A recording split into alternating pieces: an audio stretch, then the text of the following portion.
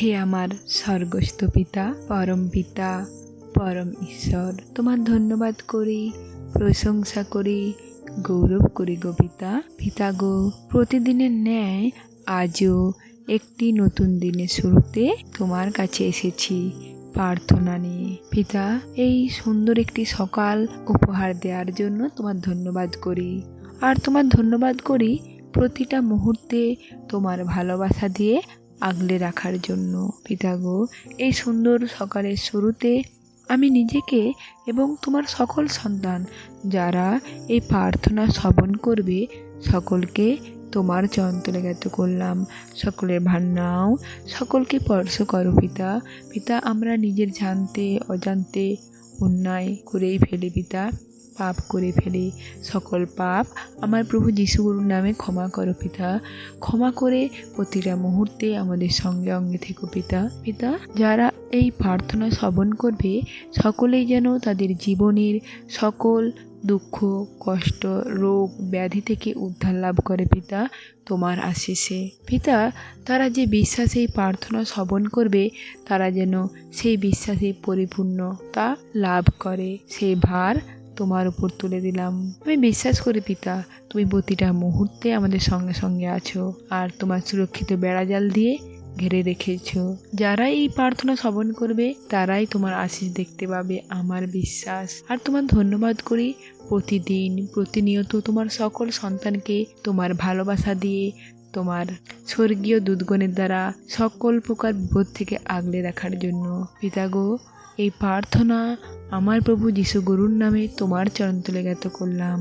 এই প্রার্থনা আমার প্রভু যিশু গুরুর নাম হইতে চাইলাম। আমেন। এবার আসা যাক বাক্যে। প্রকাশিত বাক্য 3 অধ্যায় 20 পদ।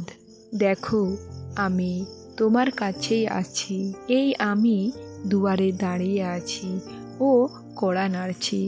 যদি কেউ আমার কণ্ঠস্বর শুনে দুয়ার খুলে দেয়, আমি ভিতরে প্রবেশ করব ও তার সঙ্গে বসে আহার করব, আর সেও আমার সঙ্গে আহার করবে।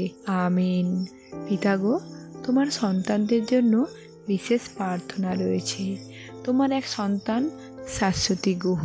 পিতা গো, তার 2 সন্তান স্বামীকে সবসময় সব রকম বিপদ থেকে আগলে রেখো পিতা। আর তাদের যে ফিনান্সিয়াল প্রবলেম চলছে পিতা, তা থেকে তাদেরকে উদ্ধার করো, পথ দেখাও পিতা। তোমার সন্তানের ভার আর তোমার সন্তানকে সবসময় সব রকম বিপদ থেকে আগলে রাখার ভার তোমার উপর তুলে দিলাম। আর পিতা, তোমার আরেক সন্তান লক্ষণ দাস। পিতা গো, সে নানা রকম শারীরিক সমস্যা ও মানসিক চিন্তায় রয়েছে, তার সকল সমস্যা দূর করো। সে তো তোমার সন্তান লক্ষণ দাসকে তোমার চরণতলে জ্ঞাত করে দিলাম। তুমি তোমার পরশে তাকে সুস্থতা দান করো পিতা। আর পিতা, তোমার আরেক সন্তান মমতা গোড়াই, তাকেও সবসময় সব রকম বিপদ থেকে আগলে রেখো। আর তার যে শারীরিক সমস্যা রয়েছে পিতা, তুমি তোমার পরশে তাকে সম্পূর্ণ সুস্থতা দান করো। তোমার সন্তানের ভার তোমার চরণতলে জ্ঞাত করে দিলাম। আর পিতা, তোমার আরেক সন্তান সঞ্জু ঘোষ, তাকে স্পর্শ করো, স্পর্শ করে তার জীবনের সকল দুঃখ কষ্ট তুমি দূর করো পিতা। আর তাকে একটি আনন্দময় জীবন দান করো। আর তার হাতে যে মাংসপিণ্ড ফোলা রয়েছে পিতা, সেটা তুমি তোমার পরশে স্বাভাবিক করো পিতা, সম্পূর্ণ সুস্থ দান করো। সঞ্জু ঘোষ তোমার সন্তান, তোমার সন্তানকে তোমার চরণতলে জ্ঞাত করলাম, তার ভার তুমি নাও। আর পিতা, তোমার আরেক সন্তান সুশীলা ঘোষ।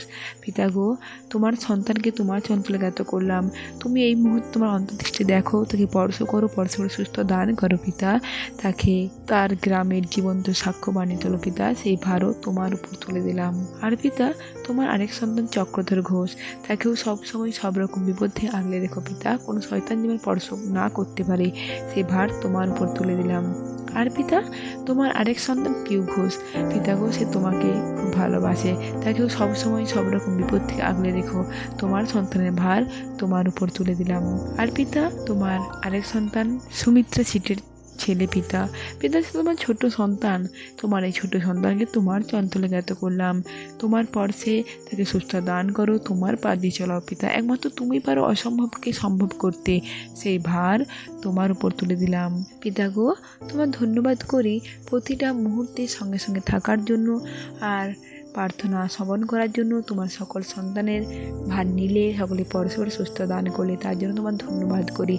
এই প্রার্থনা আমার প্রভু যীশু গুরুর নামে তোমার চঞ্চলে জ্ঞাত করলাম। এই প্রার্থনা আমার প্রভু যীশু গুরুর নাম হইতে চাইলাম। আমেন।